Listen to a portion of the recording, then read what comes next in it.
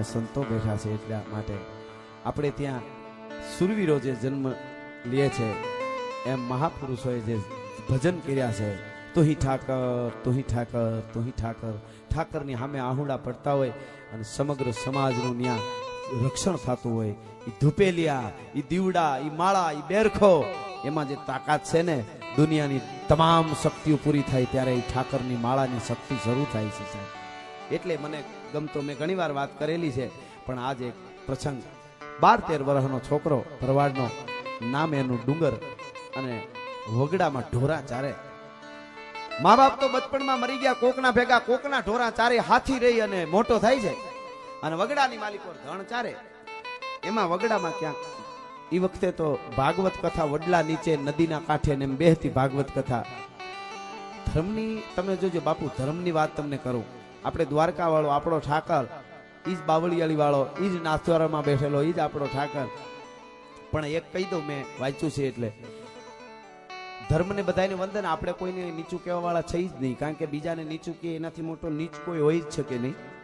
હા, આપણે સનાતન ધર્મ વાળા તો દરેકને સ્વીકારવા વાળા છે, પણ ખોટી રીતે કોઈ આપણા ધર્મની ટીકા કરવા આવે તો મૂળિયા ઉખેડતા આવડે આપણને. હા, એ ધર્મ માટે બધું થાય. પણ એક ધર્મના ભગવાને યુવાનો સાંભળજો ખાસ આ વાત તમારા હૃદયમાં. તમે જેને માનો છો આપણા દ્વારકા વાળાને, એને આપણા બાપની વાત કરું. એક ધર્મના ભગવાને એવું કીધું કે સુપર પાવર બ્રહ્માંડને જે ચલાવે છે દુનિયાને, સુપર પાવર નામ નથી દેતો હું, પણ એક ધર્મના ભગવાને એવું કીધું કે દુનિયાને સુપર પાવર જે ચલાવે છે એનો હું બાળક છું. સાંભળજો, એક ધર્મના ભગવાને એવું કીધું કે સુપર પાવર જે દુનિયાને ચલાવે છે એનો હું બાળક છું. પાછા બીજા એક ધર્મના ભગવાને એવું કીધું કે પૂરી કાયનાત को जो चलाता है उसका मैं संदेशा वाहक हूं. એક ધર્મના, સાંભળજો આ વાત હૃદયમાં ઉતારતા જજો યુવાનો. એક ધર્મના ભગવાને એવું કીધું, એના ભગવાને, કે સુપર પાવર દુનિયાને ચલાવે એનો હું બાળક છું. એક ધર્મના ભગવાને એવું કીધું કે પૂરી કાયનાત को चलाता है दुनियाને चलाता है उसका मैं સંદેશાવાહક, એનો સંદેશાવાહક છું. પણ મારો તમારો બાપ દ્વારકાધીશ કુરુક્ષેત્રના રણ મેદાનમાં છાતી ઠપકારીને એમ બોલ્યો કે હું જ બ્રહ્માંડનો બાપ છું, હું કોઈનો સંદેશાવાહક નથી, હું કોઈનો બાળક નથી. અગ્નિદાત વિષદાત ધાર ક્ષેત્રદાર ધનહાર બહુરી બકારત શસ્ત્ર ગહી અવધ વધ છટકાર. એ અર્જુને જ્યારે જોયું અગ્નિદાત વિષદાત નર ક્ષેત્ર 11મી અધ્યાય દિવ ચક્ષુ. આપણો ભગવાન તો જુઓ સાહેબ, કોકદી ગીતામાં ખાલી ડોકું કાઢજો. એને એમ કીધું કે અર્જુન એકવાર મારા ચરણે આવી જા. 11મી અધ્યાય દિવ ચક્ષુ દે દિખાયો રૂપ કેતે શીશ નેત્ર પાય કેતે ભુજ ધારી है અને સૂર્ય ચંદ્ર અગ્નિ જે છે શસ્ત્ર ઓર ભૂષણ है અને દાતન કી રેખ બીચ મરી સેન સારી है. એને કીધું કે એકવાર મારા ચરણમાં આવી જા, ક્ષેમ કુશળ તમામ જવાબદારી મારી છે ભલા માણસ. ઈ આપણો ઠાકર. એટલે એ બાજુ જાય તો વધારે થઈ જાય. પણ એ ભાગવતમાં એ છોકરો ડુંગર એટલું સાંભળી ગયો, એ ભરવાડ 5-7 મિનિટનો પ્રસંગ છે કે ભગવાન દ્વારકા વાળો છે એ જ આપણો આધાર છે, ઠાકર જ આપણો આધાર છે. ઠાકર સિવાય બધું ખોટું છે. એકવાર ઠાકરને મળવું જોઈએ, એનું ભજન કરવું જોઈએ. એ ઢોરને રેઢા મૂકી નીકળી ગયો ને લાગી ગઈ હૃદયમાં. લાગી જાય તો થોડાકમાં લાગી જાય. શ્રદ્ધા કેવી વસ્તુ છે બાપુ ખબર? એક ગામમાં વરસાદ નહોતો થતો તો આખું ગામ ધૂન કરવા છોરે ગયું ગામના. તો છોકરાઓને બધી કિલો હાલો વરસાદ થાય એટલે ધૂન કરવા જાય સોરે. આખું ગામ આવ્યું તો એક નાનો છોકરો નાની છત્રી લેતો આવ્યો. બોલો, એટલે બધાએ પૂછ્યું આ તડકો ધોમ અને આ બધાય પ્રાર્થના કરવા જાય બધું સાચું, પણ ધોમ તડકો ને તે છત્રી કાં લીધી કે આપણે પ્રાર્થના કરવા જઈએ છીએ ને કે હા કે પ્રાર્થના કરી વરસાદ આવે જ ને. એને એકને જ વિશ્વાસ હતો, બીજા તો ખાલી દેખાડો કરવા જતા હતા. બોલો, આ વિશ્વાસની આ વ્યાખ્યા છે બાપુ. બસ સમજાય તો થોડકમાં સમજાય. ઓલી હવે મને વાતો આવતી જાય બાપુ. એક જણાએ ભગવાન રામની ભક્તિ કરી, સોરી ભગવાન કૃષ્ણની ભક્તિ કરી, ઠાકરની 6 મહિના કરી. એને વળી લાગી ગયા, થોડા લાગી જાય તો થોડાકમાં, પણ આમ સાચી નહીં લાગેલી. 6 મહિના ભક્તિ, ઠાકર ઠાકર ઠાકર, મને ઠાકર મળે મળે ને મળે. બધા નગા લાખાને મળે ને ફલાણાને મળે ને ઓલા ભગતને મળે ને વાળીનાથમાં આવે ને ત્યાં મળે, તો મને કેમ ન મળે? તો એ એટલી ભક્તિ કરીને પછી થયું અરે આનું કઈ નક્કી હોય. ઘડીક ગોપીઓ નો પકડી શકે, ઘડીક જશોદામાં ના હાથમાં નો આવે ને મામારે આવે. આ તો હું ખોટો, આ 6 મહિના મારા હાવ ખોટા વ્યર્થ ગયા.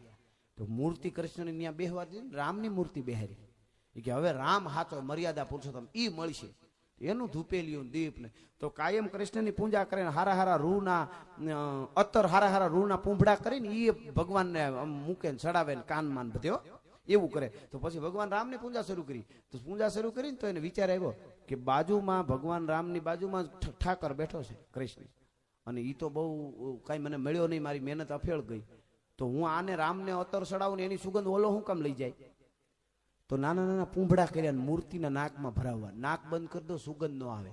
એ આમ રૂના પૂંભડા બાપુ લઈ અને આમ કરીને આમ જ્યાં નાકમાં ભરાવા ગયો તા તો શરીરે ધર્યા લાલ પૈતન છો વાઘા પતરંગ ટેઠી ધરી શીશ પાઘા વેળા ઓડ માથે અને જળા જળા જળા કરતો ઠાકોર પ્રસન્ન થઈ ગયો. ઈ કે હા, ઈ કે તું સોર છો, તું બહુ બુદ્ધિશાળી છો, તું શું કરી નક્કી નહીં તો ખબર હતી, સોળતો છો, પણ તું ઈર્ષાળુ છો એ આજ ખબર પડી. એને તેવું સમજે ને કાંઈ કે ભગવાન રામની પૂજા કરી અને તારા નાક બંધ કરવા આવ્યો એટલે તરત પ્રસન્ન થઈ ગયો. આજ સુધી કેમ ન થયો? તો એ ભગવાને કીધું કે આજ સુધી તું માનતો હતો કે આમાંથી થાહે, આ તો મૂર્તિ છે, પણ આજ તને ખબર પડી કે અહીંયા છે, સુગંધ લઈ જાય. એ છે એટલે એટલી વારમાં જ છે, એમાં વાર નથી લાગતી. એકવાર એટલું થઈ જાય ઠાકર છે, તૈયાને મનમાં થયું કે સુગંધ લઈ જાય, એનો અર્થ એવો છે તો છે, નથી તો નથી, આટલી જ વાત છે. ઈ છોકરો ગાંડાની જેમ દોડે, મને કોઈક ઠાકર બતાવો, મને કોઈક ઠાકર ભેળો કરો, મારે ઠાકરના મારે દર્શન કરવા છે. એને ડુંગર ભરવાડને લાગી ગઈ, 13 વર્ષનો છોકરો ભરવાડનો, અને બધા એમ કે આ તો ગાંડો થઈ ગયો લાગે. એમાં એક કોક ટીખળી માણસ ભટકાણો, એને કીધું કે ભગવાન જોયો, દ્વારકા વાળો જોયો, ઠાકર જોયો.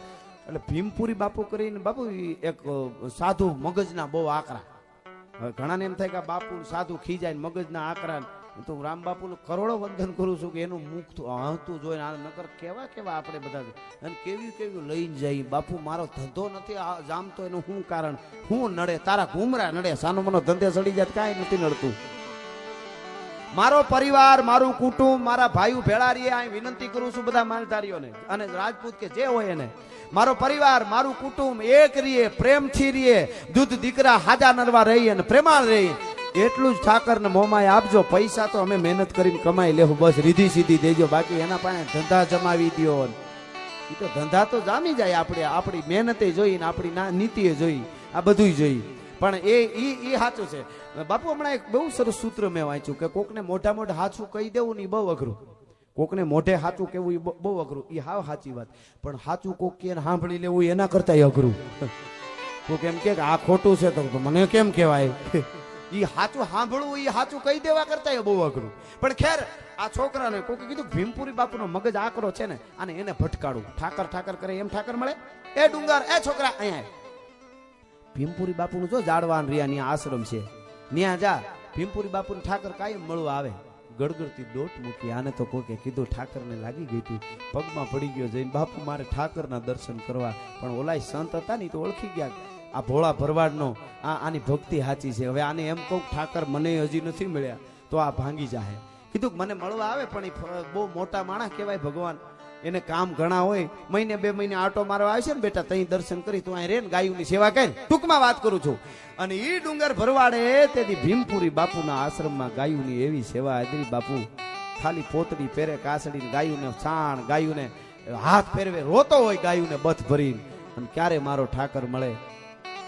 પણ હવાર થાય ને બાપુ કાયમ ભીમપુરી બાપુના ચરણમાં પડીને એટલું કે બાપુ ઠાકર આવશે, આજે આવશે. તો બેટા આવશે તો કે જે કાંઈ સમય જવાનો તો એ પ્રસાર થઈ ગયો.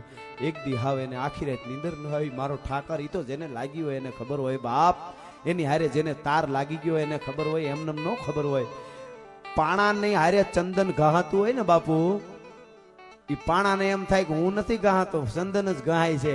પણ ગહાવાનો હું મોજ છે, ગહાવાનો હું આનંદ છે, એ ચંદનને ખબર હોય. ગડબા પાણાઓને ખબર ન હોય ગહાવાની શું મોજ છે, એ તો ચંદનને ખબર હોય.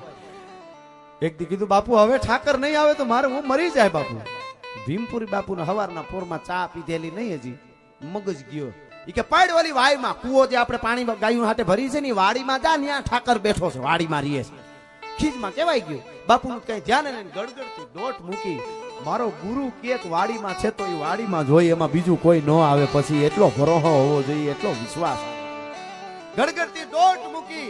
12-13 વર્ષના ભરવાડના છોકરાએ દોટ મૂકી. મારો ઠાકર, મારો બાપ વાડીમાં રહે છે, મને આજ ખબર પડી મારો ઠાકર.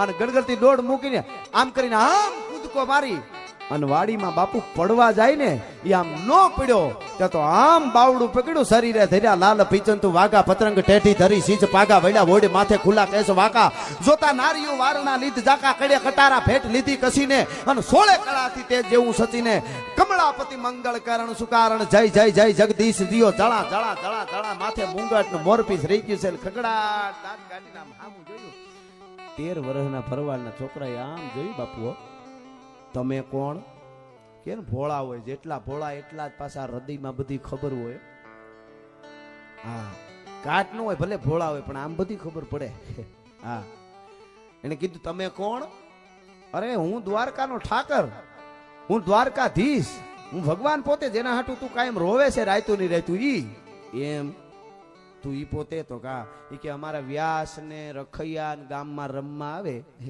ઈ બબે હાથે બીજા ચોટાડ્યા હોય માથે મોરપીસ હોય આવું બધું અમે જોયેલું તમારા જેવા કપડા પહેર્યા હોય તો હું કેમ માની લઉં તમે દ્વારકા વાળો જ છો જોઈજો હું કેમ માનું તમે ભગવાન જ છો ઠાકર જ છો તે તો બહુ કર્યું હું ઠાકર છું એમ નો માનું કે તું કેમ માન બાપુ ગુરુ શિષ્યની જે પરંપરા તું કેમ માન કે મારો ગુરુ ભીમપુરી આવીને એમ કે તું દ્વારકા વાળો છો તો હું માનો નકર ન માનો હા હા હા હા એવું છે કે હા તો બોલાવી આવું પણ જરેક આ ઝાડના થડ ભરા ઉભા રહ્યો તો પાસે ઝાડ હતું કુવા પાસે વાય પાસે આ થડ ભરા ઉભા રહ્યો ભગવાન થડ ભરા ઉભા શું ભક્તિની તાકાત છે સાહેબ એ વસ્તુ આખી જુદી છે જેને લાગી જાય ને એ વસ્તુ આખી જુદી છે એ આમ થડ ભરો ભગવાન ઉભો રહ્યો અને પોતે પોતળી વાળતો 13-14 વર્ષનો એ ભરવાડનો છોકરો એ પોતળીની માથે ભોજપરાની ભેટ વાળી હોય એ ભોજપરાની ભેટ છોડી પોદળા વાળ્યો ગાયના સાણ મૂતર પોદળા વાળી ફાળ્યું ભેટનું ભોજપુરું છોડી અને મિત્રો અખિલ બ્રહ્માંડના માલિકને ઝાડના થડની હારે બાંધ્યો ડુંગર ભરવાડે તેથી ભલા માણસ હોય એ આશ્રમને માલિક કરવા આવ્યું શું ભક્તિની તાકાત છે કરવું તો જે કરો એમાં પૂર્ણ કરવું દ્વંદ કહા તક પાલા જાય યુદ્ધ કહા તક ટાલા જાય તું ભી રાણા કા વંશજ હે ફેંક જહાં તક ભાલા જાય જે કરવું એ હાર પાર હોવું જોઈએ એને બાંધ્યો અખિલ બ્રહ્માંડના માલિકને ગાંઠ વાળી ઝાડની હાર્યો કનૈયો ઠાકર હે છે મરક મરક મરક મરક બરદંત કે પંગત કુંદ કલૈયા ધરાધર પલ્લવ ખોલન કી ચપલા ચમકે ઘન બીજ જગે સભી મોતીની માલ હમોદન કી દાંત કાઢે છે કે વાહ ભરવાડ તારી ભક્તિને રંગ છે હો ભગવાન ઈ બાંધીને પછી ગડગડતી દોટ મૂકીને પડતો આવ્યો નખ નીકળી ગયો ઠેહ લાગી મારા ગુરુને ઝટકમ ઠાકર આવી ગયો ઓળખી તો ગયો જ તો ઈ અને ગડગડતી દોટ મૂકી અને ગુરુને આવીને પગમાં પડી ગયો અને મિત્રો ગુરુએ શેરા હામું જોયું ને તા ગુરુને કેવું ન પડ્યું ઠાકર આવ્યો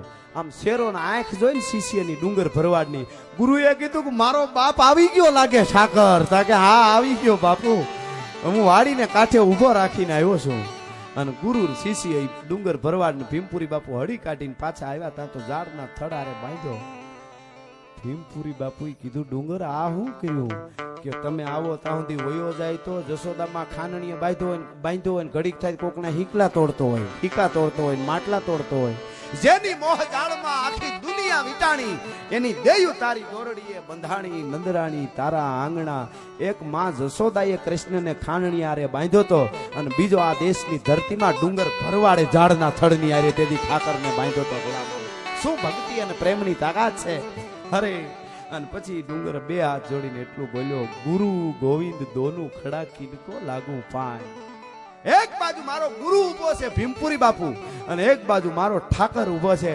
ગુરુ ગોવિંદ દોનું ખડા કિનકો લાગુ પાય પણ બલહારી ગુરુ દેવકી ગોવિંદ દિયા બતાય ગુરુ સિવાય ગોવિંદને કોઈ બતાવી ન શકે ભલા માણસ ભીમપુરી બાપુએ કીધું મને ડુંગર માફ કરજે મેં તને વાડીમાં પડવાનું કીધું તો કે ગુરુ વાયુમાં પડવાનું કે ને એમાંય ઠાકર હોય ભલા માણસ તમે ન કીધું હોત તો મને ઠાકર કેમ મળત આ ડુંગર ભરવાડની ઉજળી કથા આજ મારે આ મોમાઈ માના સાનિધ્યમાં અને આ ઠાકરના સાનિધ્યમાં કહેવાનો મોકો મળ્યો પછી તો ઘણી ભીમપુરી બાપુ સાધના કરતા ને કાળી સવિદે હતી ભૂતને બોલાવતા ને સાધના એ એક જમાનો હતો અને એમાં એ કોઈ ભૂત ન આવ્યું છેલ્લે બે ઓળા હવારમાં હામાં મળ્યા ને બાપુ એટલે એને ભીમપુરી બાપુ પૂછ્યું કે આખી રાત તમે ક્યાં તો કે અમે અહીંના ભૂત નથી અમે બહારના સહી તમારી ગૌશાળામાં એક ડુંગર ભરવાડ નામનો છોકરો જે વાહિદા કરે છે ને ભક્તિ કરે એની હાવળની અડે તોય અમારું કલ્યાણ થઈ જાય અમે પ્રેતોની માંથી મુક્ત થઈ જાય છે એટલે અહીંયા આવી છે ભલા માણસ એ પ્રાર્થના છે, એ વાતો છે, એ આ સંસ્કૃતિ. અને એ સંસ્કૃતિને શિક્ષણ સાથે આપણે જાગૃત કરવાની છે. શિક્ષણ એજ્યુકેશન સાથે જાગૃત કરવાની, દુનિયાને દેખાડી કે અમે સમાજ માટે જ નહીં ભારત માટે પણ કરી શકીએ, એક થઈને સંગઠિત કરી શકીએ, નોખા વાળા ન પાડીએ, એવી પ્રાર્થના સાથે.